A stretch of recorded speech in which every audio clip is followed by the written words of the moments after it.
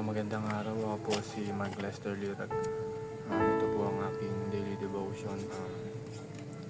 Jesus claims all of our existence, na tinalakay po ni Pastor Russell Ocampo sa 365 daily devotion. Bible verse po ngayong araw ay galing sa Colossians chapter 3 verse 22 to 24. Ang sabi po dito, "Bondservants, obey in everything those who are your earthly masters, not by way of eye service as people pleasers, but with sincerity of heart, fearing the Lord. Whatever you do, work heartily, as for the Lord and not for men, knowing that from the Lord you will receive the inheritance as your reward." Sabi po dito, ang tinutukoy po dito is yung mga slaves na naglilingkod sa mga amo o boss.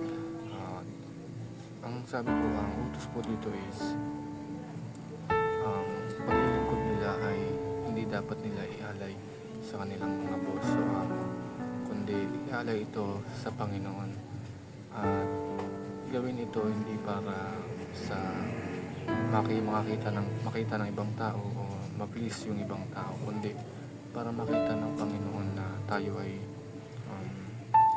nililingkod ng buong puso para sa Kanya. Unang katuruan is, serving the Lord includes all kinds of works. Lahat ng ating ginagawa ay para sa Diyos. Kahit tayo ay nagugas ng pinggan, naglilinis, naglalaba, ay para pa rin ito sa Diyos at nililingkod ito para sa Kanya. Kaya dapat na galigan natin dahil naglilingkod tayo sa Diyos. Second teaching is, serving the Lord must come from the heart. Ang lahat ng ating ginagawa ay dapat mula sa puso natin. Dapat hindi ito labag sa kalooban natin, dahil ang lahat ng ginagawa natin ay para sa Diyos.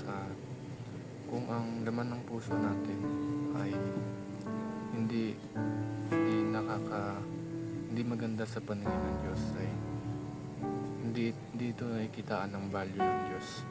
At kung tayo naman ay nagtatrabaho lamang para sa pera, para ma-please yung amo natin, ay wala itong value sa Panginoon, at i-judge dito tayo sa araw ng ito. Ang katuruan is, serving the Lord come with its own rewards, na meron tayo talagang nakalaan na gantimpala pag ginagawa natin ang paglilingkod sa Diyos ng buong puso. Dahil kung ang ginagawa natin hindi bukal sa puso natin, tayo ay walang matatanggap na gantimpala sa Diyos. Realizations ko sa devotion is,